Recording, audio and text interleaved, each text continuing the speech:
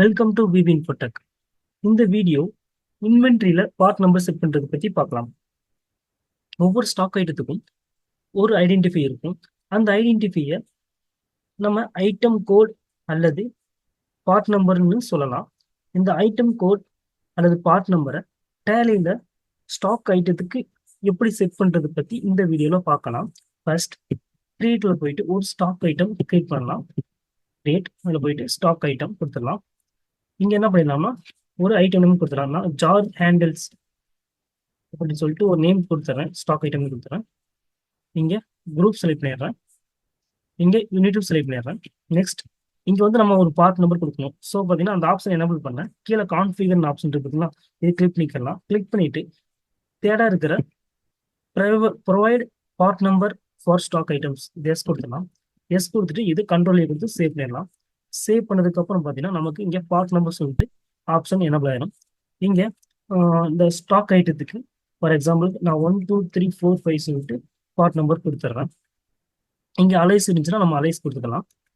Next இந்த stock ஐட்டத்துக்கு HSN GST இருந்துச்சுன்னா இங்கே நம்ம கொடுத்துக்கலாம். நான் ஜஸ்ட் எதுவுமே கொடுக்காம சேவ் பண்ணிடுறேன். சேவ் பண்ணதுக்கு அப்புறம் என்ன பண்ணலாம்னா ஒரு என்ட்ரி சேல்ஸ் என்ட்ரி வைக்கலாம். வவுச்சர்ஸ் சேல்ஸ் செலக்ட் பண்ணிடலாம். இங்கே பார்ட்டி செலக்ட் பண்ணிடலாம். நெக்ஸ்ட் சேல்ஸ் லெட்ஜர் செலக்ட் பண்ணிடலாம்.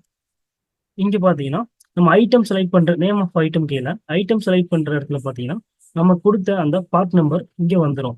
ஸோ அந்த பார்ட் நம்பர் நம்ம செலக்ட் பண்ணிட்டோம்னா அந்த ஐட்டம் நேம் இங்கே எடுத்து வந்துடும். ஸோ பார்த்தீங்கன்னா இந்த ஐட்டத்துக்கான ஐடென்டிஃபை தான் நம்ம என்ன பண்ணிடலாம்னா அந்த 1 2 3 4 5 சொல்லிட்டு பார்ட் நம்பராக கொடுத்துருவோம். நெக்ஸ்ட் ஒரு குவான்டிட்டி கொடுத்துடலாம். இதுக்கான ரேட் கொடுத்துட்றேன். ரேட் கொடுத்துட்டு இது என்ன பண்ணிடலாம் சேவ் பண்ணிடுறேன். சேவ் பண்ணதுக்கு அப்புறம் என்ன பண்ணிடலாம் டே புக்கில் போனீங்கன்னா அந்த சேல்ஸ் என்ட்ரி இருக்கும். ஸோ ஜஸ்ட் என்டர் பண்ணிட்டு இப்போ என்ன பண்ணிக்கலாம்னா பிரிண்ட் செலக்ட் பண்ணிட்டு கரண்ட் கொடுத்துடலாம். கான்ஃபிகர் கொடுத்துடலாம். நீங்க ஸோ பார்ட் நம்பர்னு கொடுத்துட்டீங்கன்னா அங்கே நோன் இருக்கும். ஸோ இது ஜஸ்ட் எஸ் பண்ணிட்டு கண்ட்ரோல் சேவ் பண்ணிட்டு ப்ரிவியூ கொடுத்தீங்கன்னா உங்களுக்கு பார்ட் நம்பர் சொல்லிட்டு ஒரு காலம் இங்கே எனபிள் ஆயிடும். நெக்ஸ்ட் பார்த்தீங்கன்னா ஸ்டாக் சம்மரி போயிடலாம். இங்கே ஸ்டாக் ஐட்டம் வைஸ் கொடுத்துடலாம் F5. இங்கே பார்த்தீங்கன்னா ஜார் கேண்டில்ஸ் வருது பார்த்தீங்கன்னா நேம் ஸ்டாக் நேம். ஸோ பார்த்தீங்கன்னா இங்கே நம்ம பார்ட் நம்பரும் வைஸாகவும் நம்ம பார்த்துக்கலாம். கீழே கான்ஃபிகர் ஆப்ஷன் கொடுத்துடலாம். இங்கே பார்த்தீங்கன்னா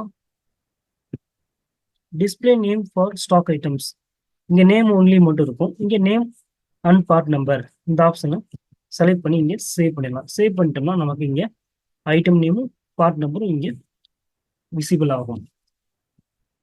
ஸோ இந்த மாதிரி நம்ம என்ன பண்ணிக்கலாம் பார்ட் நம்பர் செட் பண்ணிக்கலாம். இந்த வீடியோ உங்களுக்கு யூஸ்ஃபுல்லாக இருக்கும்னு நினைக்கிறேன்.